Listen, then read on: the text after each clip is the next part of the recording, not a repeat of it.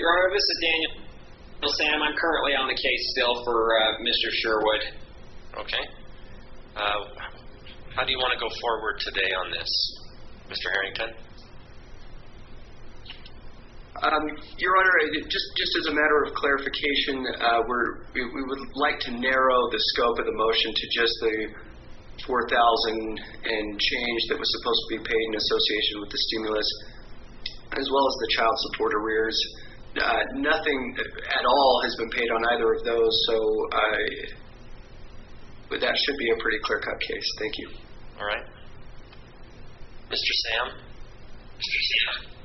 Your Honor, I've, at this point, made multiple attempts to contact my client. This is the first time I've heard his voice in a number of months. I've sent him letters. I have sent him emails, and we've tried calling his phone. We believe his phone has been disconnected, that he'd been communicating with us. He's not complying with our office agreements as well. I would like to motion the court to withdraw at this time. If he wants to reach out to me and work out a new agreement, I would be happy to step back in and represent him in this, but in light of his lack of communication with my office, I would like to motion the court to allow my withdrawal at this time.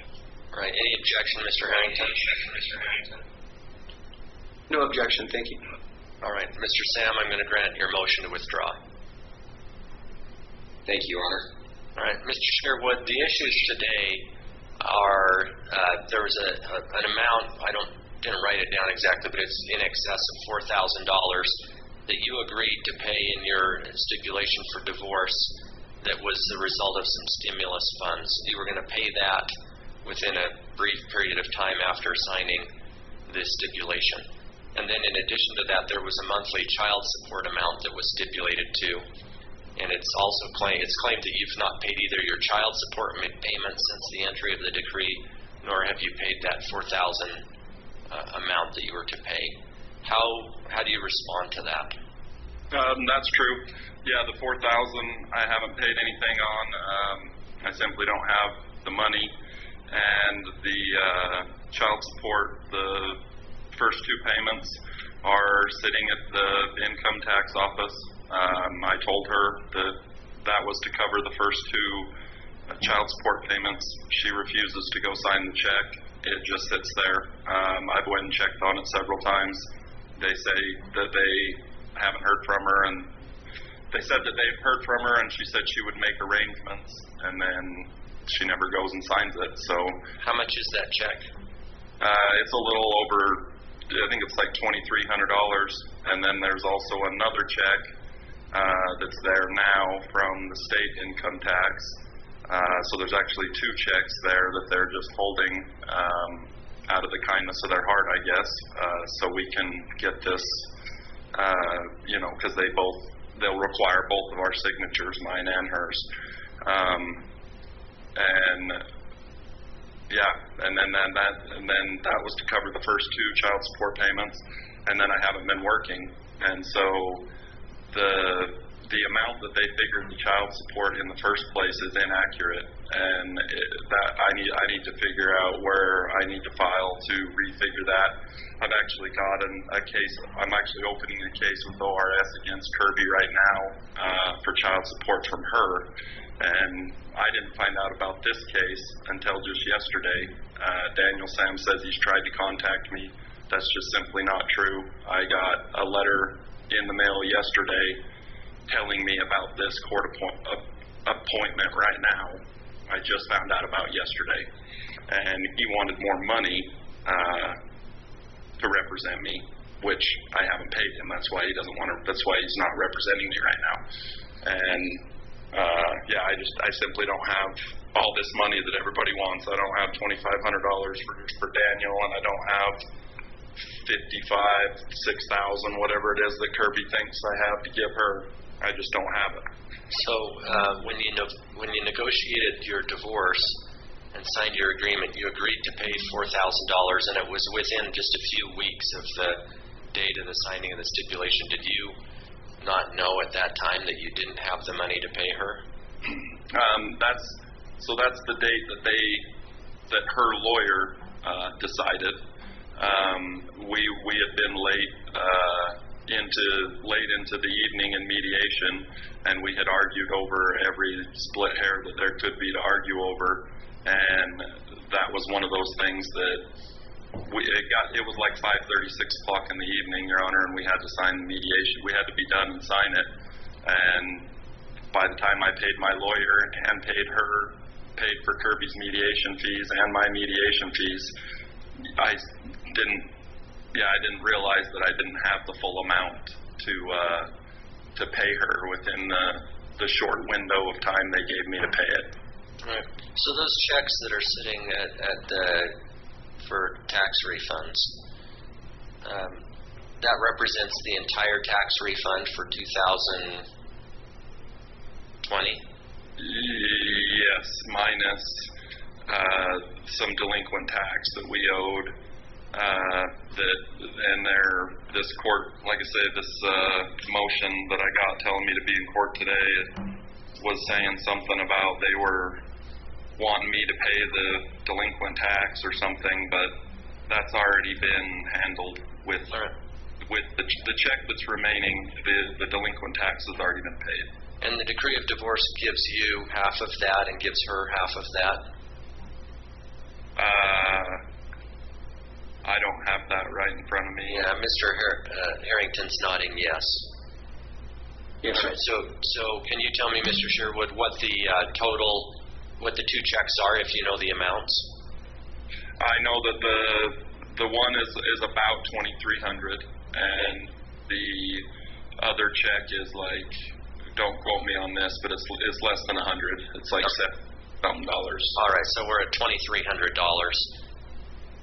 And so your half of that is roughly $1,150, maybe $1,175, somewhere in there. So either $1,150, maybe as much as $1,200. How much is the monthly child support amount?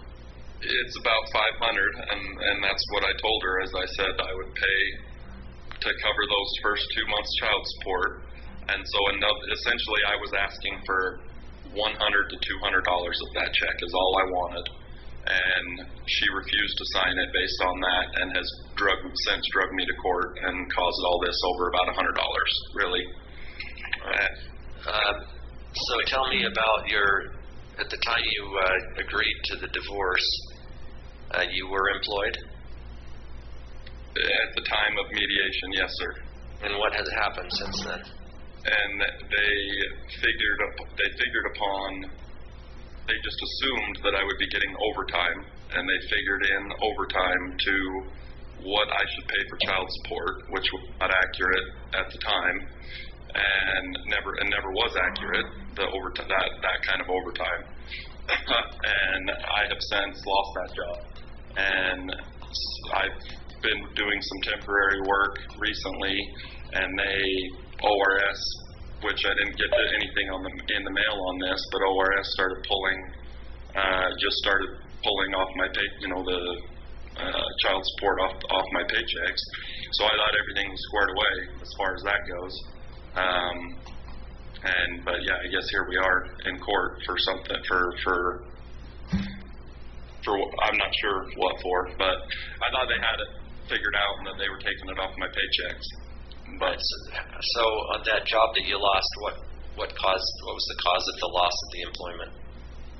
It was a policy violation. Essentially, I had posted a picture on social media, and in the picture there was heavy equipment in the picture, and long story short, the head safety man was a friend of mine on social media, and he saw the pictures and didn't like what he saw, and he made a stink about it, and so I parted ways for a week, like not terminated, but it was like a furlough, if you will. And within the time of the furlough was about 2 weeks. I found other work, and couldn't just sit around and wait on them forever to figure out what they wanted to do about it. So I was doing other work, and then I terminated that job because I was working other places. All right. So, but again, currently she makes far more money than I do, and here we are, her asking me for money when I'm collecting food stamps. My bank account is $900 in the hole, and it has been, and I'm willing to provide all those documents. Whereas when we did court and mediation, her lawyer was quick to just sweep all her finances under the rug because she has several 401k accounts, several IRA accounts that she pulls money from on a regular basis, and none of those were figured in to me having to pay her child support. So where are you employed now? I'm not. I was working with I was doing some temporary roustabout work, and I had a couple job interviews today, and court is the only reason I'm not at work today. All right. So the disabled job that you had at the time of your mediation, that went away because of the photos on social media. Yes, sir. And then you said you took another job because you couldn't sit around and wait for them to decide what they were going to do. Was that a temp job that you took? That was just some side work, construction work that I was doing. Okay, and then you said that ORS was going to take money out of your paycheck. Which paycheck? That was with ENB oil field. That was the roustabout work that I was doing. All right. And they knew more about that than I did. I didn't. I checked my mail just yesterday afternoon when I found out about this court date, and I have nothing from ORS on that. So I guess they sent it straight to my employer. I'm not sure, but they pulled $200 and something out of my last paycheck that I got there. All right.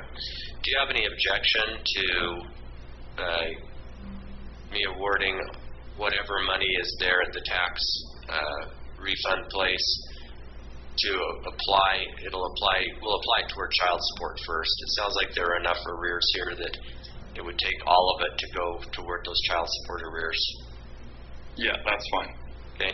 So, Mr. Harrington, you can include in the order that the full amount of whatever is there for the refund checks, and that Mr. Shearwood's 50% interest in that be awarded to your client and used to satisfy any child support obligations that are current and outstanding. Thank you, Your Honor. And just for the court's information, my client hasn't received anything from ORS. Yeah, it's by the time they take whatever came out of his checks recently and processes, it'll be a month. Certainly, but even if he's seeing $100 or $200 coming out of those paychecks, he was so far in arrears. Our expectation would be that he would have taken 50% of what he was making and paid toward the arrears. But we still think that his actions are in contempt, and there are additional communications between the parties where I can't find him in contempt unless I find that he had the ability to comply with the court's order. I haven't taken any evidence. I've just had him explain himself. If we want to take evidence this afternoon, we can have him sworn in. But if what he's telling me is anywhere near the case, you're going to have a difficult time showing that he has had the ability to make the payments that you're seeking today. So I wouldn't be able to find him in contempt. But however you want to proceed. I'm not going to award contempt unless I hear evidence, actual sworn testimony, and I'm going to have to find that he had the ability to comply with the court's order. Certainly. Just one moment, Your Honor.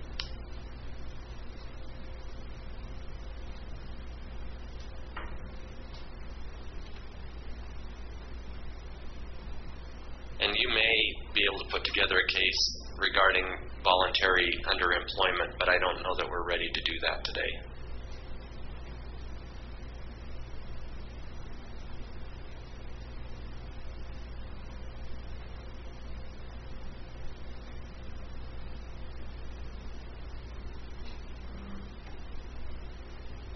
That's fine, Your Honor. What we intend to do, could the court allow us some discovery? We plan to supplement our show cause motion with more serious allegations. Sure. If the court could, if we could set another court date, we'll supplement our motion, and then if we could be allowed, say, 5 interrogatories and 5 requests for documents. Okay. I'll allow that. Thank you. Your order from today can include that. It can include the part about the tax refund, and then you can include judgment for the amounts owed up to this point. You know, he's admitted, Mr. Shearwood has admitted that he hasn't been able to make the child support payments, hasn't made the child support payments that were outlined by the decree, nor has he paid any portion of that $4,000 and plus that was going to be ordered. All right, Mr. Shearwood, so there's going to just be a judgment for the child support that's accrued to this point, plus the part of the decree that already ordered you to pay $4,000 some. It'll include her offsetting that with the tax refund, so that'll bring the total amount owed down. And as far as another court date, how far out do you want to address this, Mr. Harrington? If we could have 2 months, Your Honor.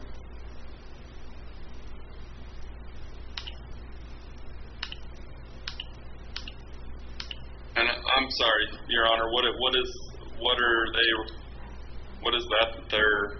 What they're going to do is they're going to try and show, I suppose, that you had in order for them and the court to hold you in contempt, they have to prove that you had the ability to make the payments that they claim you haven't made. And if they do prove that, then I could hold you in contempt and award some attorney's fees or make other sanctions. So that's what they're going to attempt to do. And I'm going to set a court date for that. So they're going to file some supplemental stuff. They're also, I've granted their request to ask you 5 written questions, 5 questions that you'll have to provide written answers to, and also they're going to request some documents from you. Okay. And we'll hold court October 5th, and because we may be taking evidence, I'll go ahead and put that at 3 p.m. Thank you, Your Honor. Could we get a good address for him as well as his address? Yeah, just email or physical address, either way, just so that we can send out the discovery request. All right, Mr. Shearwood, do you have an email address that they can send correspondence to? Shearwood@me.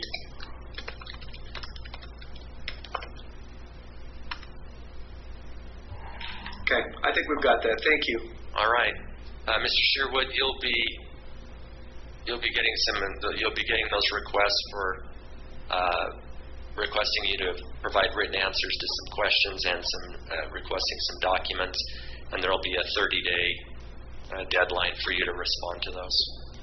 Okay, and then I won't be responsible for her lawyer's fees unless I'm held in contempt, correct?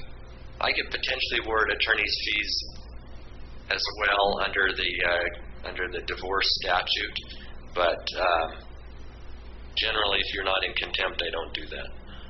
Okay. All right. Thank you. Thank you, Your Honor. We appreciate it.